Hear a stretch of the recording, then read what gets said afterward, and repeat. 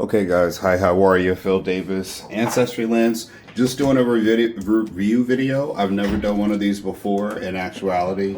And this comes as I've done a lot of videos on self-sufficient.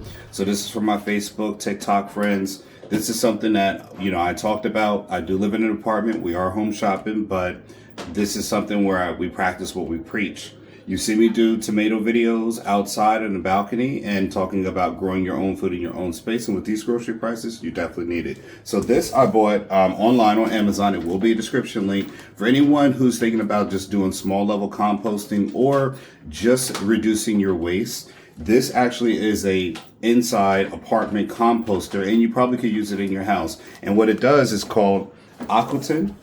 I'll have a link down. It transforms your waste. It breaks it down even smaller. So if you are outdoor composting, this actually will help your compost break down smaller. So that way it can actually, degrade better and go into your compost soil. So this is doesn't actually make soil, but it does make compost or that it can break down. So one of the things my wife and I were talking about, this doesn't make dirt. So I'm going to open this up now. So also be my little product review. It's not too heavy, I would say. My wife brought this in when it was delivered because I was either sleeping or at work. I work nights in the hospital. But again, I wanted to show you all that sometimes, and that's even when we do have a home, I would still use this because especially in the wintertime, if you're a wintertime person that is making, compost, or just trying to, you don't want to do cold compost or go outside in those, when the elements are pretty bad. This is a great way to use your waste, eggs, bananas, your greens, and recapture some of that. And this is supposed to be smell proof. So meaning that you can have it inside and it not be something that you are going to smell or cause an issue with odors. All right, I think your trash can will smell smellier than this. So again, always encourage you all to first read the user manual, and we're going to take this out for the first time. All right, so definitely want to make sure. All right, so I would say this is probably, make sure my camera's still right in the right spot. Yep, we're in a good spot. So let me just talk about the modes that it has real quick, because it tells you everything on the side. So 5 modes: standard, balance, quick, faster, lighter loads. You can crush, clean, or clean the bucket automatically. I'll have to do these later. Keep the contents dry and order control. So, and then it's transparent lid, which I'll show you on the top. It's a 5.5 liter capacity, and it's fast and odor free. So I would say this is probably as heavy as a air purifier. We have Honeywells in there. So, I mean, you can see it's pretty cool. Clear lid on the top. It's got, make sure you can see it here, some control features here. Which again, I'll have to read the manual and do another video on how to operate. It's not that heavy, but it looks like there's a play arrow or, process, quick, crush, clean, and store. So I'm thinking that you can even store your vegetables in here. And look, it opens up pretty nice. A little fancy looking. I do have a link downstairs, attached in my Amazon description link. So you'll have that, and obviously this is some kind of air filter here that allows you to take this out, this package. I'll have to read the directions again, but again, this is just a first initial review. It says dry, grind, cool, and I'll do another video to show you guys how this works. This is the Ouaken, indoor composter. This is pretty cool, and I can't wait to test this out, all right? It's a food waste disposer. So this is actually to help you get your food. Instead of throwing it in the trash, you find another place for it, and actually you can work this back into your soil. And if you're just a person that's building or doing composting, this is something you can add into your compost to help with your soil amendments. So I hope you guys enjoyed this real quick, and I'll do another video later to combine how it works, what we're doing with it once I read the directions. This is where I tell my kids to always start. Read the directions. So again, follow me, like, share, subscribe. Take care. Hey guys, I'm back. Just continuing on. One thing I just saw right now is that this actual top filter, when you are looking at this, it says there's an activated carbon filter. That's probably for the smells. And you just actually, if I was trying to bend this back, you just pop it off. There are two little hinges here. Woo! Boy, this is a big filter here. Look at this thing here. Okay, so this is your carbon filter, which obviously means that you need to make sure that when you buy this, you know where you can get these filters from, because this is going to be an extra cost, which I did not know that's one of the replaceable parts. But we'll talk about whether that's a good thing or bad thing. And there seems to be just kind of, you pretty much can tell because there's this shape down in the bottom. Just checking to see if there's a way it goes in, or does it not matter? I don't think it matters. Okay, so that pops in there. You push this button, opens up the top. Pretty easy, pretty simple. Obviously take this piece out, and here is your power cord. Make sure you always check inside first. And what I do see is this looks like this is a little handle. This obviously is for you to remove. This is a little heavy here, so just be careful. There's a little acrylic or silicone top, which actually it helps you to grip because your hands are slippery. It says caution on the side. Do not overfill. If you close the lid after overfilling, parts may be damaged or malfunction. Please avoid overfilling. So they covered it 3 times, so that way you would know. And obviously, please remove the sticker before filling, which is really easy to take this off. Inside, you can see that this works pretty much like a blender, I'm going to say. And this is without me even reading directions. I'm just trying to take pieces out because it's an obvious. For people who are going to skip past the directions, I know you're going to skip past the directions. But if you are, just follow this part on how to open this thing. The handle seems to fit inside this lip here because there is a groove that it fits in. So there's a good chance you'll put it in and not push it down all the way. That keeps it nice and flat. And inside you can see their actual turning wheels. They're not sharp, but they seem to turn just like you would like a blender. There is a little metal edge here, which I don't know if you can see. And the bottom has this little turning function just like you would a blender. So it seems like it just fits in very easily. There are these grooves here will probably align with the grooves inside. There are holes inside here that you can see they easily fit in. Those grooves fit in. So it seems like it's very intuitive for how you would use this.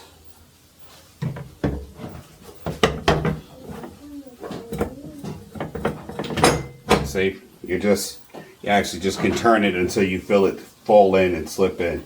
So again, I think this right here is some kind of intake valve where the filter comes in and the air comes out. One thing about filters on the back, you see these vents here? I tell my kids and my wife all the time, your fans, a lot of oscillating fans have these same features. You don't want to cover this because that'll create a backflow and it'll really damage the filter, the vent here. It's like an outtake fan, not intake.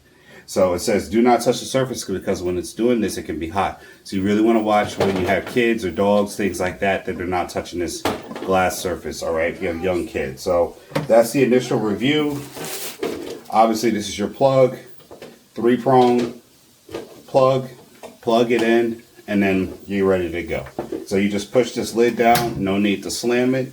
It closes, and you push this button to pop it on. So let's see what happens when we plug it in. But first, I'm going to actually read some directions so I can tell you guys what and how you can put this thing in. Yeah. Okay guys, so I went through the directions a little bit and kind of discussed it with my wife. This is the user manual. So one thing that I've learned about this is that the main important thing you want to understand is one of the bigger things is that I was right. So this is a lift filter cover. Inside there are 2 filters. This is the carbon filter. Underneath at the bottom is a water tank. So obviously once it's filtering out, there'll be some water condensation at the bottom. that's there. In the other section behind here, there's a fan, and that's obviously to, what this thing does is it does grind, chop up your waste like a blender does, but it has bigger blades. It has a crush mode, so things like watermelon rinds, a lot of like pineapple rinds, and like maybe, you know, watermelon, honeydew melon, cantaloupe, all those grinds will be in here, and it can crush up. So the one thing is, you got to use this smartly. I'm going to just talk about things you can actually use in here. So fruit and vegetable scraps are great. Any cooked leftovers with the exception of bones. So if you have a T-bone steak, don't put the bone in here. That's just a bad idea. You can't put, but remember, you know, size does matter. So what this thing does, it heats up and it evaporates any of the moisture while continuously churning it and drying it out. And certain things, like maybe seashells from like maybe shrimp cocktail or something like that, certain things can be grinded up into powder. Some can be grinded up like rice into a small clump, or even you know, vegetables, cooked leftovers. So some of the things you can put in there always are fruits and vegetable scraps, cooked food leftovers. Now this, again, I would definitely be sparing with this. Grains and starches, that would be bread, cereal, oatmeal, rice, pasta, pancakes, etc. Soft animal-based scraps, so fish skin, soft cartilage, shrimp shells, small meat scraps. Again, if you got a large piece of meat, if you have a, you know, fried chicken wings from the Asian place that you got left over, I would definitely either remove the bones, but you got to be careful with those oils because we're going to get to that part. Dairy products, cheese and yogurts, small quantities. Biodegradable material, coffee grounds. If you're like me and you eat coffee every day, we got grinds in every way. Filters too, but you got to take out the metal if you have anything that has a tea, like tea leaves or tea bags. There's always that metal little staple. You don't want that staple in there. But you need to make sure these things are finally fully biodegradable. Paper products like napkin, tissue paper, thin cardboard. Now, again, we're going to get into that whole thing about inks, which my wife asked me about. General envelopes are fine. You got to just take off that little plastic piece if they have it, because some envelopes have that one that sticks to itself. And if you're using like manila folders, you got to take off that metal piece. But anything that's paper should be shredded before it goes in here. Because remember, we're drying out the material. This is like a dry compost. And plants and yard waste, not dog waste, yard waste can go in there. Anything, no thick branches, but any leaves, pineapple, pine needles, houseplant, flowers, yard trimmings, they can all go in here to get dried out. Things that you should limit your use on that you may need to pre-process before you get started are hard or fibrous waste. So pistachio shells, egg shells, pineapple tops, chive roots, green onion roots, onion and garlic skins. You want to make those small as possible or chop them before you put them in. So if you're cutting up an onion or something like that, you can put that in here. But you want to make sure that things are, especially the onion skins, you want to kind of break them down as much as you can. This isn't an all done for you. It does require you to do some, thinking on your part.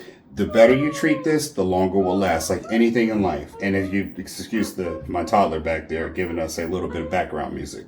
So greasy foods, meat fat, fried foods, meat skin, whipped cream cake, excess grease may cause odor, or clogging. So remember that. Sticky foods, honey butter, jam, nut butter, any kind of thing where you might have a PB&J sandwich, things like that. You want to make sure you mix it in with dry ingredients. So a lot of people think that once you buy an item, it's done for you. This has a machine. It has moving parts. There are things that can get clogged in there. So you have to kind of always balance out. And composting is the same way. Anytime you're composting, you can't just put all of one thing in there. And if you put other things in there, which I have a video on 39 things you can compost, I'll also link that down in the video in the section below, so you can understand exactly what kind of compost that you should use and how you treat it. Paper documents, like we said again, they must be shredded. And anything that you should not use, this is a do not use list. Fibrous material, animal hair, human hairs are animals, humans are animals, pumpkin vines, corn husks, anything that you can't chop up that would be tangled, anything that would be stringy on its own before you cook it or anything else. We're not talking about pasta noodles. We're talking about animal hair, pumpkin vines. I even said grape seed, the grapes that the vine of the grapes, because when you rip it apart, it's very fibrous. Hard bones, no, that's a no-no. Any large fish bones, beef, pork, lamb bones, this is a no-go. Hard nutshells, walnuts, chestnuts, because that can scrape the inner lining of the actual, the bucket that I showed you earlier. Shellfish, mollusks, and hard crustacean shells. Clams, albaline, sea squirts, oysters, crabs, crayfish, lobster shells, way too hard. Shrimp shells are fine. So your shrimps and prawns, those seem like they'll be fine. Liquids and oils, you can't just dump liquid in here and think it's going to compost. You're just cooking, you're making a deep fryer. Non-food items, plastic, metal, glass, rubber, absolutely safety hazard. So again, some of the things here is that food disposal guidelines. You can drain excess moisture from leftover vegetables, peels, fruits, and residue. So you just want to make sure that, like, if you have any vegetables, like you cut up strawberries or anything else like that, you just don't dump them in, like when you dump it in the water and rinse them, all right? Whole grains, high sugar foods, and greasy foods may become sticky. Those chicken bones from the Asian store we talked about, all right? They may become sticky or hardened during a high temperature drying. To prevent this, process them in small amounts and mix them in with other chopped vegetables and vegetable peels. So again, it's what you mix these things with that dilute them out. So yeah, okay, maybe you got a 4-piece chicken wing from the Asian store and you're going to put them in there, you know, or your kid doesn't eat all the meat or something else like that. You can put a little bit of the bones in there, like those chicken wing bones. But again, you want to mix those in with the overwhelming of other materials. So I would tend to do that with a lot of vegetables and things like that. But I would not dump my Chinese food into there just to be processed on its own, because we eat Chinese food. So any starchy residues, large amount of starch, mix evenly with fruits and vegetables. You don't want to do that. So you don't want to do excess starchy residues. I got to figure out what that is. And here's the key one. Large citrus fruits or peels. Citrus fruits, including pineapple, and peels contain, I didn't know this, limonene, which may become flammable at high temperatures. They never knew that. So the order of placement should always be leafy vegetables or root vegetables with high moisture content. So when you're peeling potato skins, things like that, you're cutting up your broccoli, all that waste should go in first, all right? Anything with high moisture and low sugar content at the bottom, and the basket to promote effective heating and moisture evaporation. Next, you want to add your peels. So if you're cutting up broccoli, you got broccoli roots, just cut it. The more you cut it up, the better it is on the machine. So do yourself the front end leg work. So if you're cutting up vegetables and stuff like that, you want to put those in first. And those are your root vegetables. You want to do your peels. So I would add in anything like strawberries, the tops of strawberries, any of the fruits that you're going to waste, that's fine.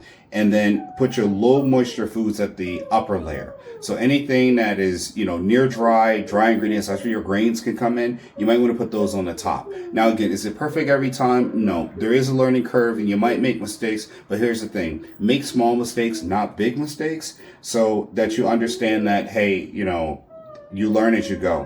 One of the things is this gets hot. It has a heat thing up there. So you really want to be careful when you're using this. I read the directions even further, and it's kind of like you can store this, which is the store mode down here. If you're you got a little bit as you want to make a bigger pile, if you will, not overfill, but you want to store it. It can store up to 12 hours of actual food scraps that it'll keep fresh for you. So that way you can actually, build up more. But there's nothing wrong with processing a small amount of time, because again, the filters in the back, these things have to be replaced at certain intervals. It says 5 months for the filter. So you can't just run it, because what it's going to do is give you a small amount of stuff that you can make. So maybe at the morning you have things that you're making, and then you have dinner you want to make at the end of the night. So you're making breakfast for the kids. You got some things left over. You can put it in here, hit the store button, come back later, make dinner. And then afterwards you take all the kitchen scraps and things like that. You put them in,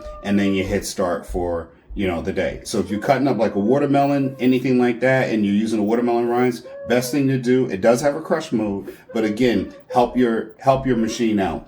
Cut the rinds down into smaller pieces so it's easy to do, and don't overfill. So just a couple things again. The inside the bucket, you got a water tank at the bottom, and filter. So you want to clean these out, remove any parts, always unplug before you start cleaning. Anytime you got to open this thing or go inside, you should always have this unplugged, not just power off. It is like putting your hand into a blender where that can grind and crush up. So always remember to use safety first whenever you're going to operate this thing. I will have a link to this exact product down below. I think it was like $100 and something for me. So the only thing is you got to make sure that you keep an eye on, and I would recommend buying your first replacement parts when you purchase this, because if you're going to use it and you start to like it, maybe after a month, you want to buy the replacement filters, because a lot of times manufacturers stop making them. You might have to buy an off brand. So you just want to get a filter or two, whatever replacement part you want to buy ahead. I try to do this with vacuum cleaners, but vacuum cleaners seem to be more, but this is a specialty item. So a good chance is like they don't sell a lot of them. They may not make them anymore, which means the filters are going to be limited in supply. So you don't want to get caught not having replacement products and then the whole thing goes to waste. So if you like it after a month, I would say is each month start buying replacement filters, so that way this thing can last long. The last part, I'll leave you with this. I'm already like used to it now. The reason why you need to be generous is that you don't want stuff scraping the inner lining here of this metal, okay? This seems like this actually can just be washed. I don't know if this is dishwasher safe, but it does seem like it can be because it's just metal. But you don't want, this is like a very, you know, like I don't know, those non-stick things. You don't want stuff scraping up against this. This is what those hard bones can do, okay? You want to keep things that are actually hollow. They can be dried out, so this lasts a lot longer. You don't want to just put things in, like I said, at a forget it model, okay? So just keep that in mind. Again, and remember, it gets hot when you got kids and dogs on. This will be hot, but I'm glad this is down more so that way they don't touch it. But just remember, oven hot, okay? Like the screen there, it says do not touch the surface. Outside of that, last but not least, there's a vent here, and that's the only place I see a vent. Do not clog these vents. I tell people all the time, you cannot clog. It needs air to go in and do its job. You do that, you'll overheat or anything else. This thing could have big consequences. That's it. I'll show you how I use this, guys, once we have things going. And we'll talk later, okay? Phil Davis, Ancestry Lands. Thanks again for watching. Peace. Okay. Hey everybody, Phil Davis, Ancestry Lands. We got it now. We're doing the Ouaken. We're going to do our first try with it.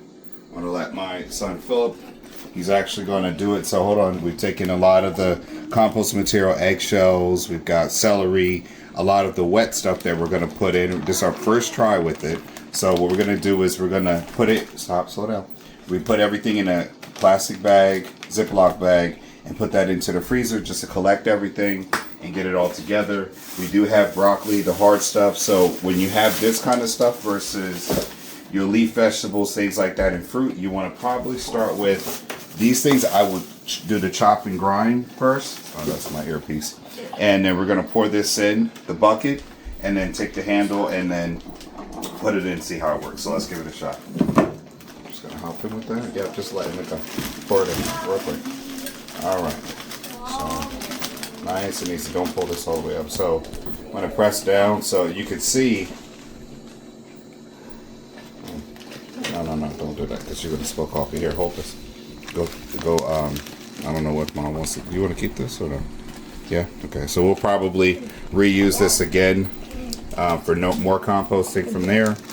All right, and everything goes in. So you can grab the handle, Philip. Okay, nice. It's going to be a little heavy, so just grab from the bottom. Yep. Now again, you might want to do this closer to the side over here, so that way, yeah, so people can see. Don't forget it has teeth that goes in. Then you feel it grip. Yep. Then push it down all the way. Push the handle down all the way. You hear that little snap? All right. Good. Then we close the lid. All right. You want to press the play button. There you go. All right. So now you turned it on, and then let's look at the top. And it's starting to turn. And that's simply it, folks. It has a sensor in there that will sense. And remember, we don't want to overfill. So as it's turning, things like that. Now we put in there kitchen scraps, fruit that we cut. What else do you have in there, babe? Celery, eggs, coffee grounds, filters, tomatoes, grapes, watermelon, banana peels, apples. So as you can see that that one bag full, which is what, probably 1 day's a waste, maybe 24 hours of that, and a Ziploc bag is enough for a family of 5 to keep. And again, if you're worried about the smell and stuff like that, that's why we put the Ziploc bag in the fridge. And you can hear it crushing up at the bottom, so it'll keep doing this and churning. But again, you want to make sure you can see, even here, we have enough room where you can see it turning around. You don't want to overfill it where it's too high. So, you know, you can see it turning. So what it's going to do is heat and evaporate. I'm sure there's a water collection chamber at the bottom. It didn't say add any water, so I wouldn't do that.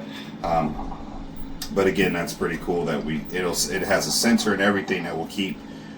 It will know how long to do everything for and adjust it. So, which is really cool. So we'll wait till everything's done. Come back and check it out. All right. Thanks. Okay, so here we are. I guess it's been close to maybe 30-40 minutes. So this is an update. As you can see, some of the food is now, I can't see it anymore. There's a lot of condensation at the top.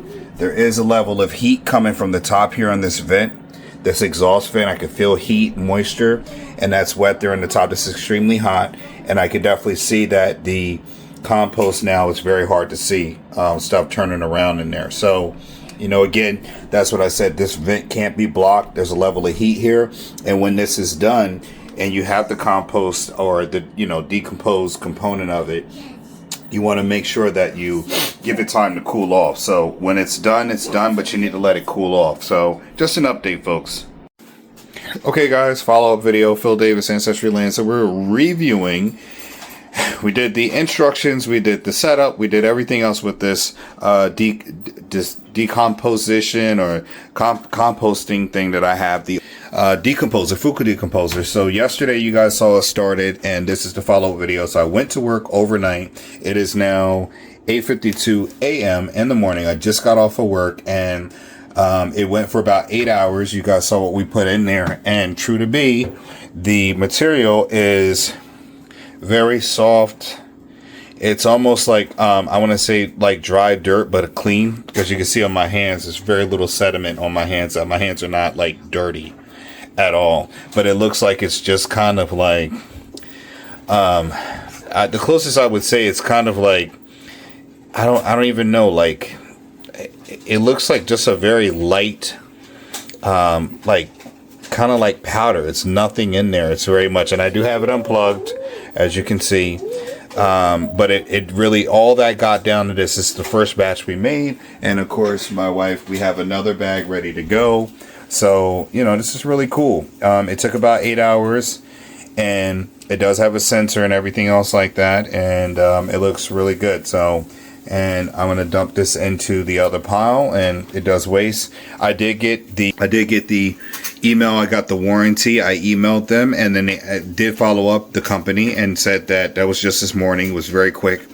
I think the Memorial Day weekend absolutely probably delayed things, their response, but they got back very quick, asked me how it went. I did send them a few pictures, and they were offering like a free replacement filter, so I'll follow up on that. But they wanted to kind of see how the product went, so I think they have an interest in seeing how people respond to it, anything else like that. So I think, you know, it's really good. We'll test it out to see what else, but it's nice just seeing how much waste, food waste, can be kind of, you know, put down. And like I said, my hands are like very dry. I mean, obviously my nails are a little bit, but it's a very light,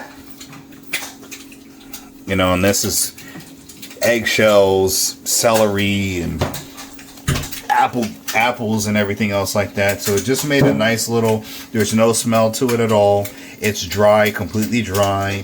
So, and not very like powdery at all, but it looks kind of like, you know, when you your vacuum cleaner lint has that kind of feel to it, but it does not, there's no smell from it. So here's the thing, my wife thought that you needed to put it on store. Down here there's a store button at the bottom, so when you have, you're gonna put those, you're gonna put these go in there, and it gives you 12 hours. it gives you 12 hours of actual time to keep it fresh, so that smell doesn't catch up. So that's what store is. Store is a way to just kind of put it in there, and in 12 hours it'll actually turn off a store. But store just helps you to kind of like put it in one place if you don't want to use the bags and stuff like that. But I would definitely suggest you use it. But again, after it's done, I would definitely turn it off, because this stuff is no odor to this at all.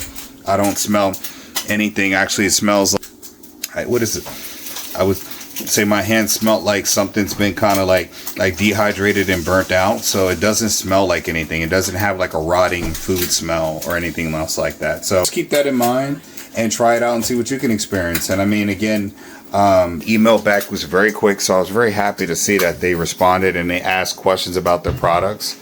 That was cool to see. So any which way, folks, I will have links down in the description below. My daughter is getting breakfast made.